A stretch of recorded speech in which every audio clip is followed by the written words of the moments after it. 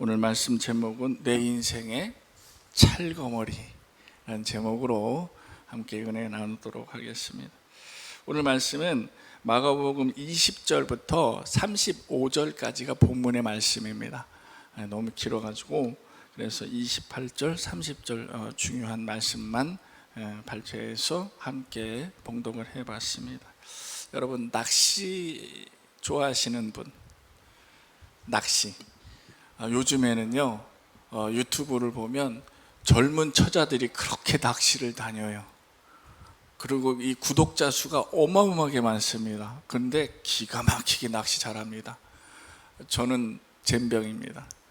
그런데 낚시를 가면은 뭐가 필요해요? 낚시 도구와 또 뭐가 필요해요? 미끼가 필요하죠. 미끼가 필요한데 미끼 중에 최고의 미끼가 뭔지 아세요? 여러분? 네, 지렁이 있죠. 또 뭐가 있어요? 낚시가게 가면 큰 함지박에 그냥 꿈틀꿈틀대는 그게 뭐가 있어요? 그게 뭐야? 하얀 단백질 덩어리로 되어 있는 구더기입니다. 최고의 미끼입니다. 그런데 이 최고의 미끼를 누가 놔요? 구더기를 누가 놔요? 자연 안 배우셨어요? 예, 구더기 누가 놔요? 날아다니는 파리가 나죠. 여러분, 이 파리를 머릿속에 기억해 주시기 바랍니다. 오늘 교회에서 목사님 예배 중에 이렇게 말씀하셨어요. 여러분 중에 지금 주변에 내가 미운 사람이 단 한 사람도 없는 분 손, 이랬더니 저 구석에서 99세 되신 장로님이 조용히 손을 드셨어요. 그랬더니 주변에서 웅성웅성해서 야, 역시 이제 인생을 오래 살다 보니까 모든 걸 다 초월하고 달관하고 막 그러신가 보다. 목사님도 그렇게 생각. 장로님, 정말 미운 사람이 한 사람도 없어요? 그랬더니 장모님, 다 죽었어. 여러분, 우리 인생을 돌이켜보면 영적으로 또 육적으로 뗄 수 없는 것들이 있습니다. 그게 뭐예요? 나랑 아주 뗄래야 뗄 수 없는 찰거머리 같은. 그래서 오늘 말씀 제목이 내 인생의 찰거머리입니다. 오늘 말씀을 자세히 들여다보면은 이 말씀 속에서 20절부터 35절 말씀에 두 부류의 뗄래야 뗄 수 없는 찰거머리들이 등장을 하게 됩니다. 그래서 아마도 제가 추측컨대 예수님이 다시 오실 때까지 이 두 부류의 찰거머리들은 내 인생에 사라지지 않을 것 같다라는 생각이 듭니다. 오늘 말씀 배경을 보면요, 마가복음 22절에 한 우상이 등장을 하는데 그게 바로 바알세불이라는 우상이 등장을 하게 됩니다. 그런데 이 바알세불이라는 우상을 누가 얘기하냐면 예루살렘에서 파견 나온 서기관이 이렇게 얘기하면 저 예수가 하는 거 보면 저 사람 저거 정상이 아니야. 정상이 저건 분명히 귀신의 힘을 빌어서 귀신을 쫓아내는 행동이지 저건 분명히 정상적이지가 않아 라고 단정을 지어서 얘기를 하면서 그때 당시 가장 유행했던 우상 중에 우상의 최고 우상 바알세불에 대해서 이야기를 하고 있습니다. 그런데 여러분, 바알에 대해서 많이 들어보셨죠? 익숙한 단어죠. 네, 바알. 구약시대에 얼마나 바알이 많이 등장하고 있어요.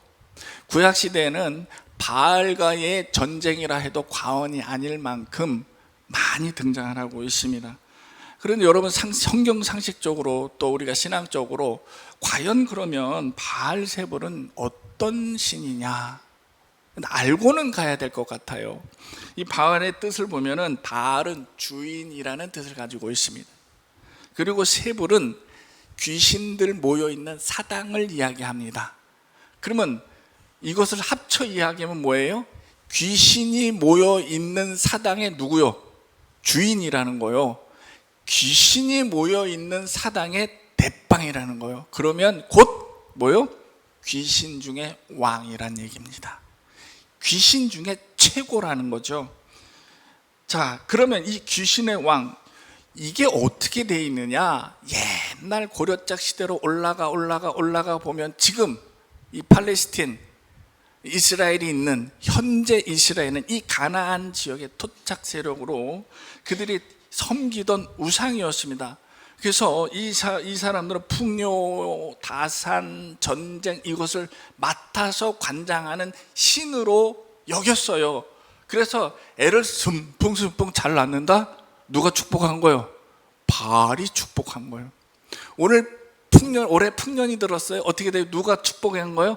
바알 때문에 그렇게 된 거예요. 전쟁에 이겼어? 바알 때문에 그렇게 된 거예요. 그렇게 모시던 우상이었다라는 겁니다. 그런데 문제는 이 유대인들이 예루살렘에서 이제 입성을 하게 돼, 가나안에 입성을 하게 되잖아요. 그러면서 동화가 되기 시작합니다. 동화가 될 뿐만 아니라 하나님 분명히 통혼 금지, 이방인들하고 결혼 금지하라 이렇게 명령을 냈는데 통혼도 하고요. 거기에다가 우상까지 섬기기 시작을 합니다. 예레미야서 19장 5절을 보면은 이 행태가 어떠냐면 자기의 인간들을 제물로 삼아서 바알을 위해서 번제로 불살라 드린 대목이 기록이 되어 있습니다. 열왕기상 14장에 보면은 산당을 여기저기 지우고 있어요. 여러분, 이제 이스라엘 백성들이, 우리가 생각할 때 이스라엘 백성들은 하나님을 믿는 족속들이기 때문에 산당이라는 것이 전혀 없고 우리 하나님만 모시는 성전이 있을 줄 알았죠. 안 그래요. 성경을 보면 이스라엘 전역에 산당이 있었습니다. 그런데 왕이, 개혁적인 왕이 와서 올라 등극을 해도 이 산당을 없애지를 못했습니다. 요시야 왕이 개혁을 일으켰습니다. 제일 먼저 산당을 없애버렸습니다. 그런데도 존재했습니다. 숨어 들어가서 우상을 섬겼습니다. 이스라엘 사람들이 그렇게 우상을 섬기기 시작을 했다라는 것입니다. 열왕기상 18장 28절에 보면은 우리 잘 아는 엘리야의 하나님 나오시죠? 예, 이 바알 믿는 이 사제들과 대판 한번 붙었죠. 멋있게 한번 붙었습니다. 그때 엘리야가 뭐라 그랬어요? 야, 니네 신은 어디 있냐? 자러 갔냐? 동네 마실 갔냐? 이러면서 조롱하듯이 이런 장면이 나오죠. 여러분 기억나시죠? 이게 바알이었습니다. 그때 이 바알을 모시는 사제들은 어떤 행동을 했습니까? 춤을 추며 찬양하며 자해를 했습니다. 자해를 나오는 그런 장면이 나오고 있습니다.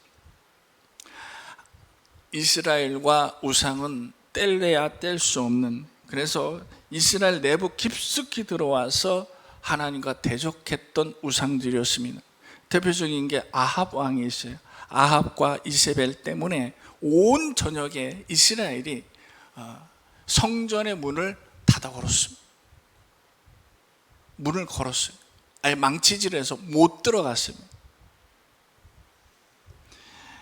이때 남유다에서는 아달랴 왕이 또 바알을 섬기기 시작했습니다. 그래서 위에가 잘못하면 밑에 사람들도 다 고통받게 되는 거예요. 여러분, 대통령 한 사람 바뀌었는데 나라가 엉망일 수 있습니다. 또 대통령 한 사람이 바뀌어서 나라가 흥할 수도 있고 또 패망할 수도 있습니다. 이스라엘 사람들 민수기 25장 3절을 보면은 이스라엘에서 바알을 섬겼을 때도 있습니다. 전역으로 바알을 섬길 수도 있었습니다. 그때 어떻게 섬겼냐면 모압에 올라가서 모압의 신전에 가서 많은 사람들이 허리를 숙이고 그리고 제사를 지내면서 거기에 신전의 여인들과 성매매를 할 수 있었습니다. 그때 아주 진노를 했습니다. 하나님께서 극대노를 하셨습니다. 이게 바로 바알부올의 사건입니다. 사사시대 때 사사기 2장 11절 13절을 보면은 그때도 역시 이스라엘 자손들이 여호와 목전에서 악행을 행했다라고 기록이 되어 있습니다. 그리고 바알과 아스타롯 우상을 섬겼다라고 했습니다. 바알의 아버지가 누군지 아세요? 돌발 질문. 바알의 아버지 누구예요? 다곤입니다. 다곤. 여러분 기억나세요? 예. 여호와의 언약의 기회를 가지고 블레셋으로 갔다 왔죠. 갔다 놨더니 다곤 신상들이 어떻게 됐어요? 다 엎어졌죠. 예. 그게 바로 바알의 아버지. 우상을 만들 때에는요, 기본이 사람이 만들었기 때문에 사람과 똑같이 만들었습니다. 그래서 바알이 있으면, 신랑 바알이 있으면 안에 누가 있어야 돼? 아세라가 있어야 돼. 그럼 바알이 있으면 아버지 누가 있어야 돼? 다곤이 있어야 돼. 다곤이 있으면 안에 누가, 엄마가 누구야? 아스타로 있어야 돼. 이렇게 사람 사는 모습과 똑같이 만들어 놨다는 거예요. 우상 요시도 내가 만들었기 때문에, 사람이 만들었기 때문에 똑같이 사람의 모습으로 만들어 버렸다는 것입니다. 그러면 예수님 시대에는 바알을 어떻게 섬겼는가? 오늘 말씀에 바알세불이라 이렇게 얘기하는데, 바알세붑이라고 이야기를 하고 있습니다. 이게 무슨 뜻이냐면, 여러분 프랑스에 파리가 있죠. 프랑스 파리. 여러분 프랑스 파리 그러면 연상되는 게 뭐가 있어요? 뭐가 있어요? 에펠탑이 있죠. 네, 그래요. 프랑스 파리. 그런데 우리 윙윙 여름에 날아다니는 것도 뭐예요? 파리예요. 똑같은 의미, 그런 의미는 달라요. 같이 불러도 프랑스에 파리가 있고 날아다니는 파리가 있습니다.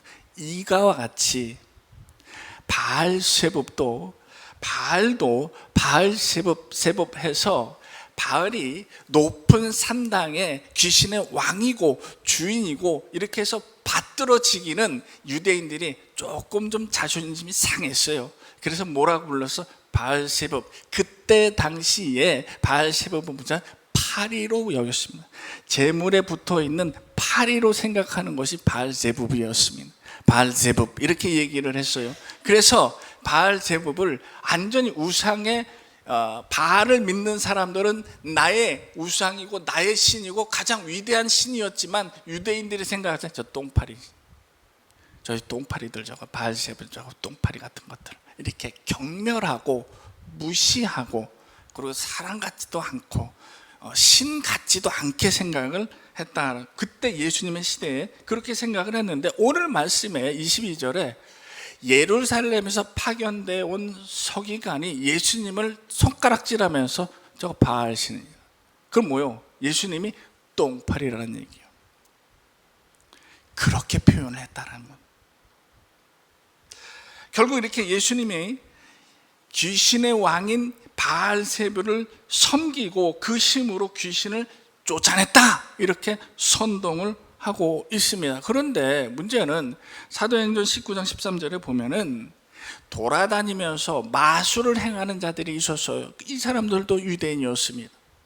거기에다가 유대 제사장 7 아들들도 이렇게 마술을 행하면서 이런 유사한 행위를 했다라는, 그래도 누구도 이 사람을 정죄하지 않았다라는 거예요.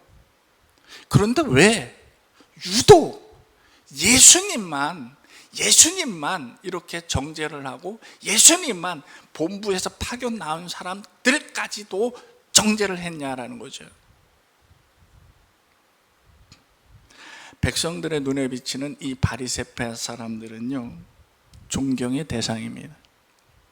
믿음도 신앙도 그리고 하나님 말씀에서도 우월한 위치에 있는 사람들이었습니다.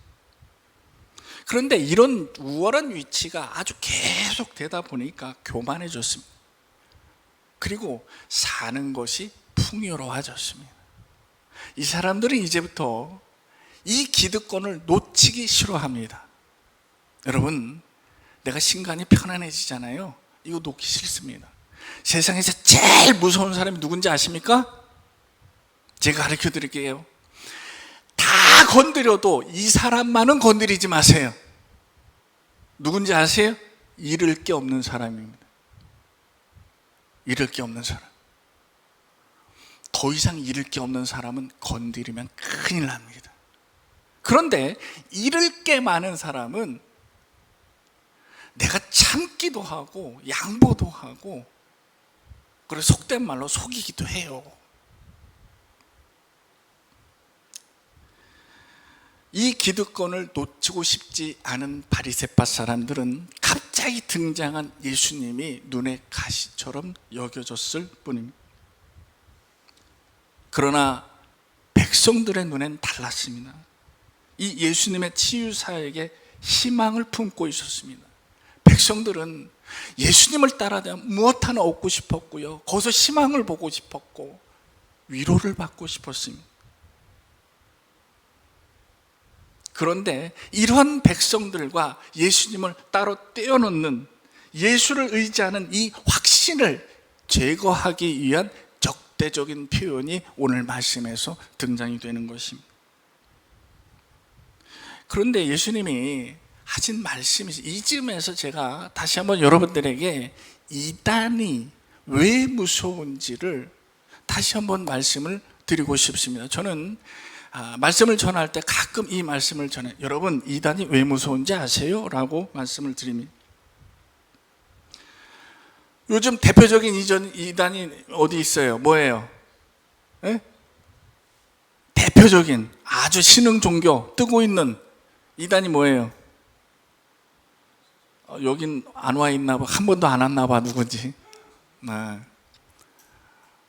신천지요. 그죠?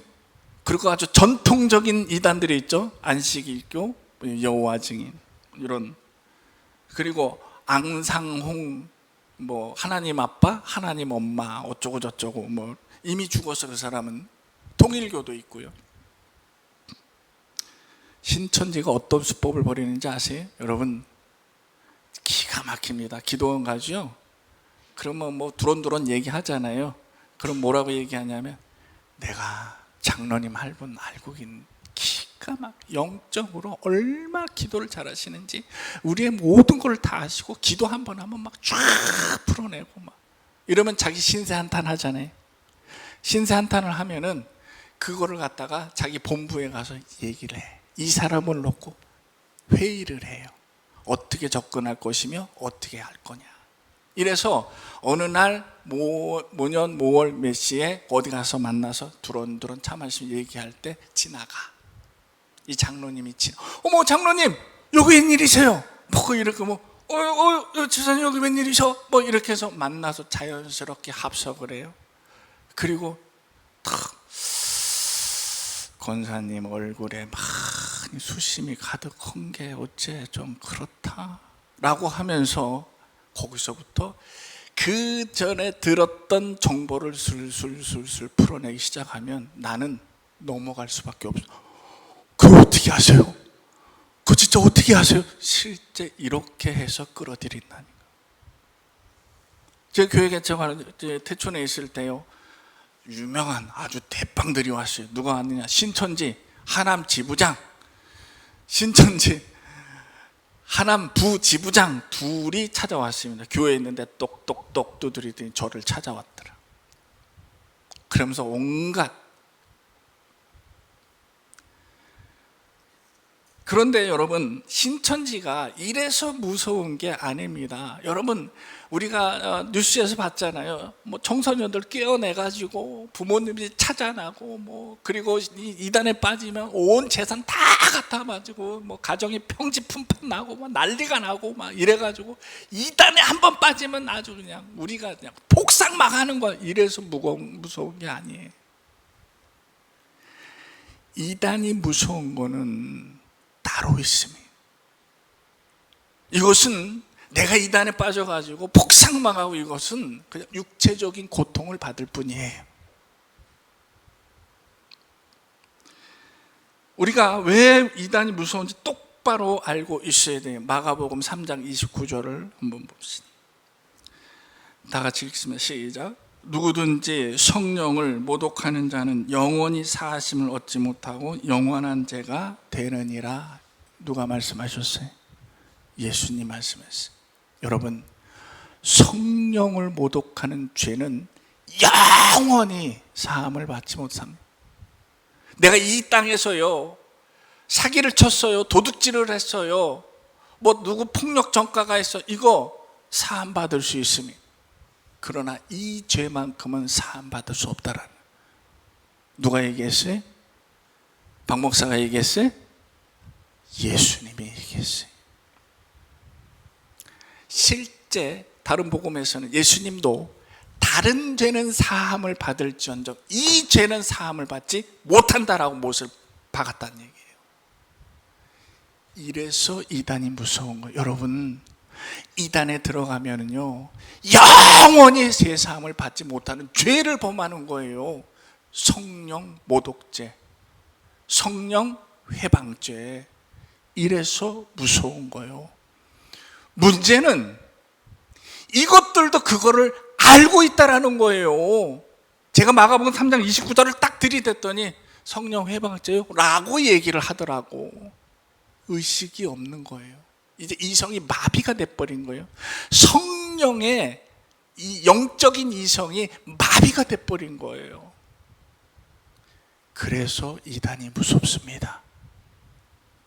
여기에 대해서 예수님께서 경고를 하셨습니다. 여러분, 다른 종교는요, 확연히 드러나요. 제가 불교를 믿잖아요, 절에 가잖아요, 머리 깎잖아요.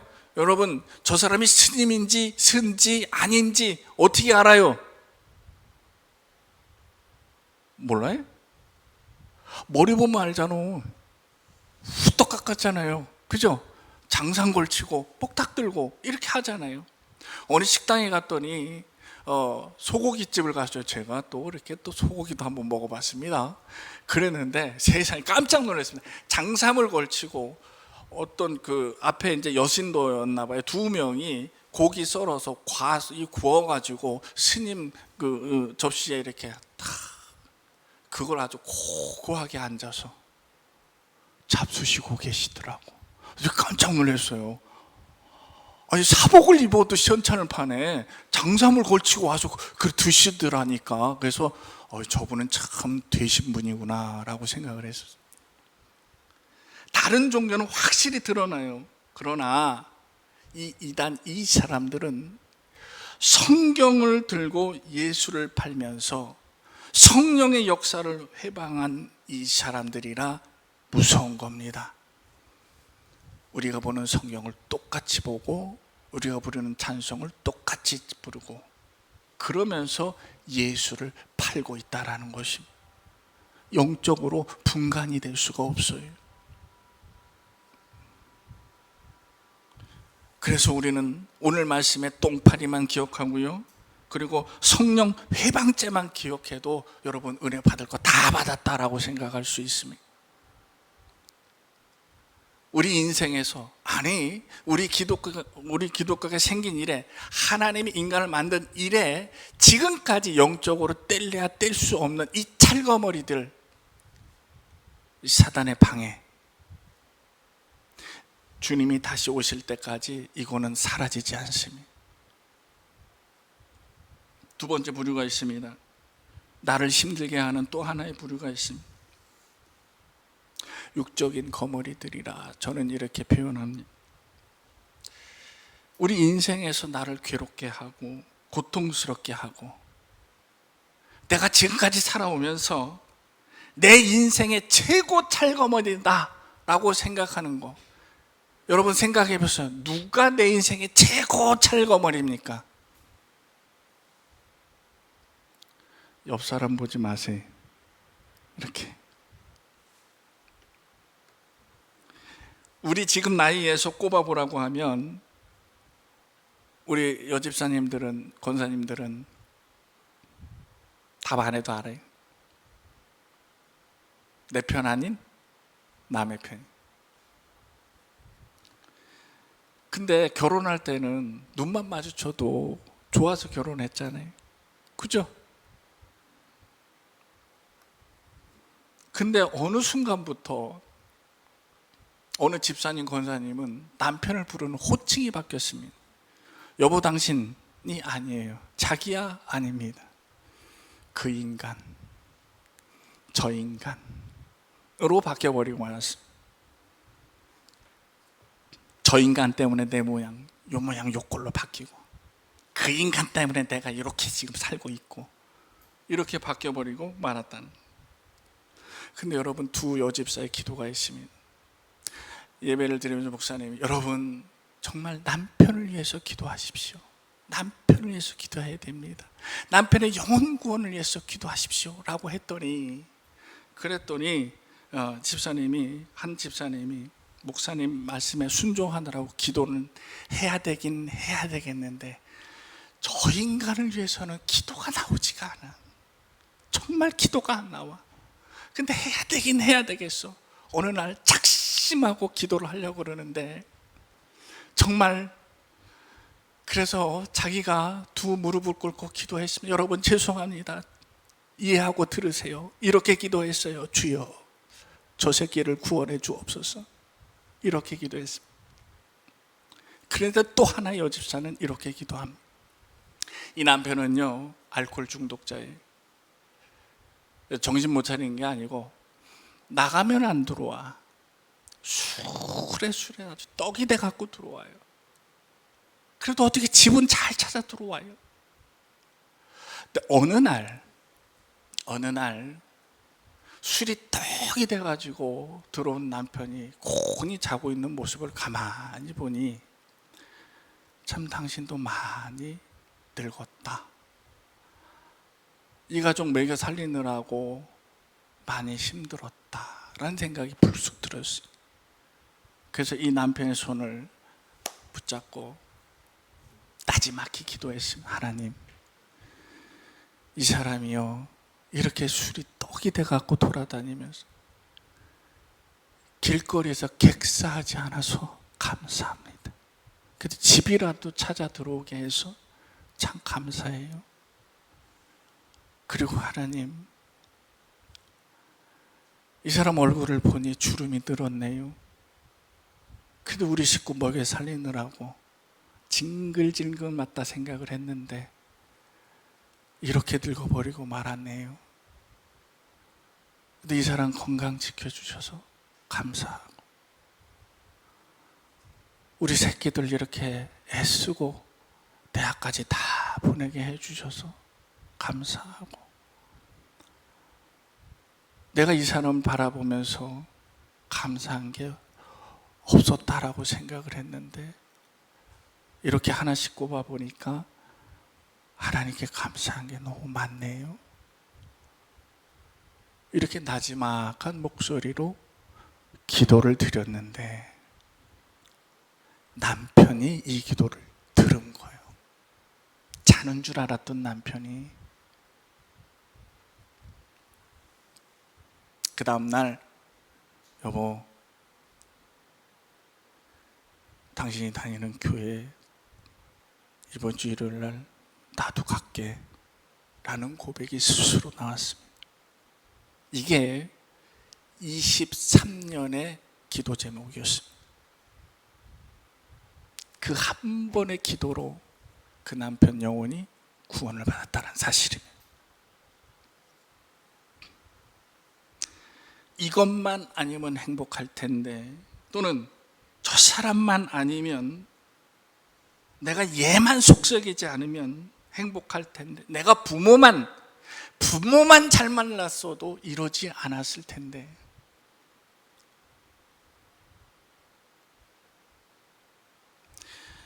내 주변에 나를 고통스럽게 하는 나의 찰거머리 같은 것들이 존재하고 있습니다. 예수님이라고 별다르지 않았습니다. 21절, 31절을 보면 예수님의 친족들이 예수님을 붙잡으러 왔습니다. 그런데 또 예수님의 친족들이 그를 붙잡으러 오는 걸, 이거는 그때 당시 명예살인도 가능했습니다. 그렇기 때문에 엄마와 형제들은 그 친족들이 오기 이전에 빨리 예수를 불러서 빼돌려야 했습니다. 그래서 예수님의 친척과 그의 형제, 엄마가 예수를 찾으러 왔습니다. 이게 21절과 31절의 내용입니다. 빨리 도망가자. 빨리 도망가자.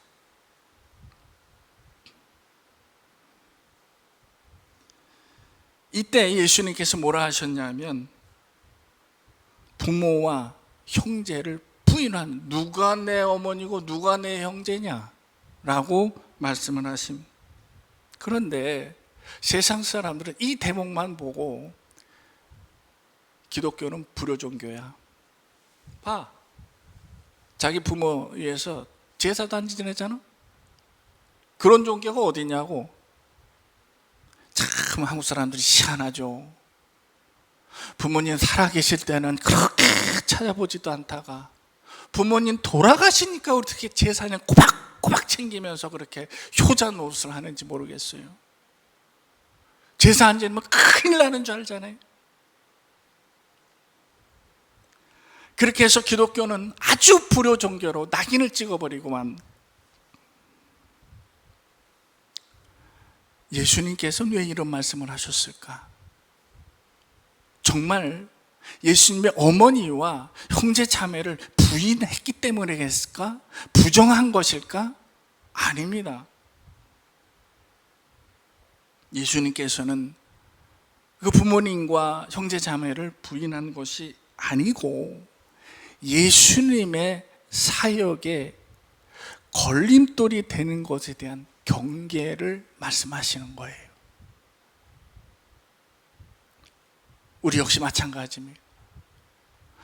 우리의 믿음 생활에서, 우리의 사역에서, 우리의 복음 역사에 있어서 걸림돌이 되는 것들에 대한 부정함이 단호히 있어야 된다는 사실이에요.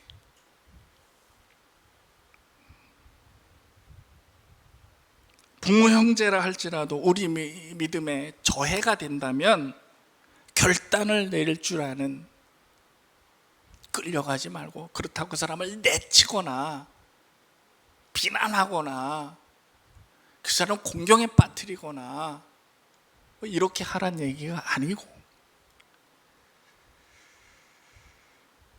우리는 경계해야 할 것들에 대해서 경계를 해야 된다는 것, 지혜가 필요하다는 것이죠. 믿음에 있어서 결단을 내릴 수 있는 지혜가 필요하다는 것이고, 이것은 영적인 지혜를 의미하는 것이에요. 영적인 지혜는 어디에서 오는 거예요?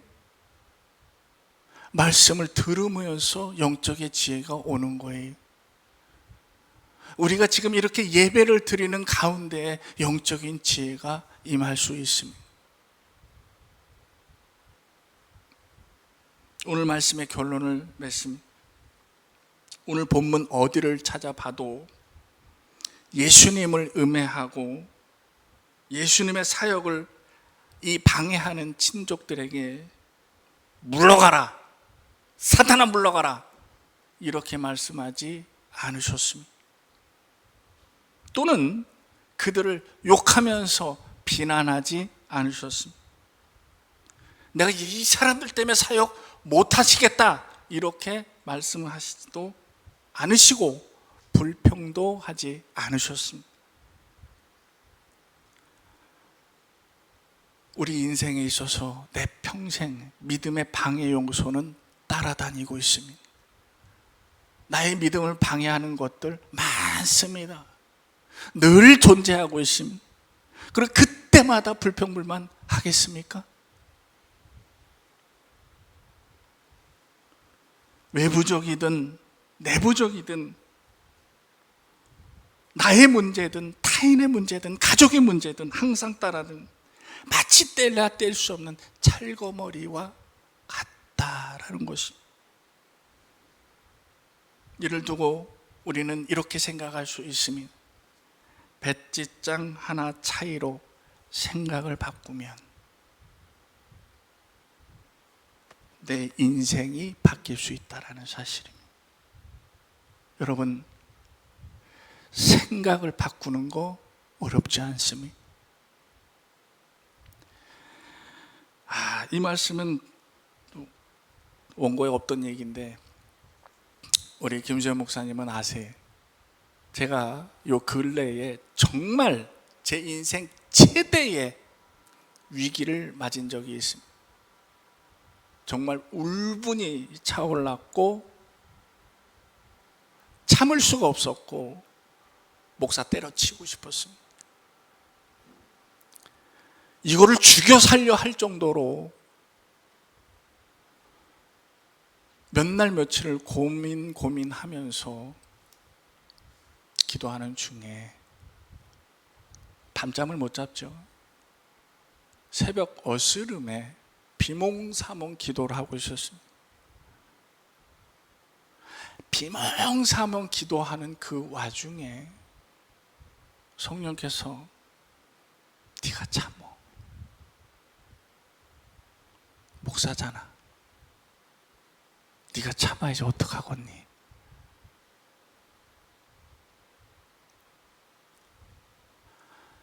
저는 그 성령의 역사하심을 거부하지 않았습니다.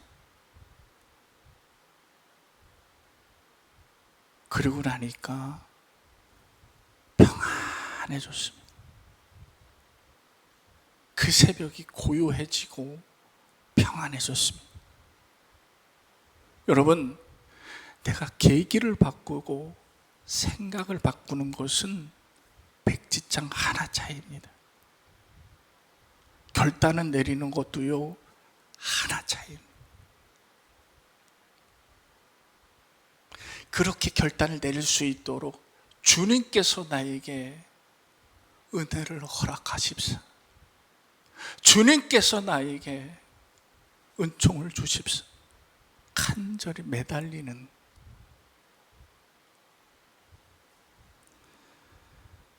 우리의 인생이 이렇게 바뀔 수 있음을 여러분 오늘 말씀을 들으면서 깨달을 수 있으면 좋겠습니다. 우리 인생에서 가장 중요한 거요, 다 필요 없습니다. 오직 주 예수 한 분이면 되겠습니다.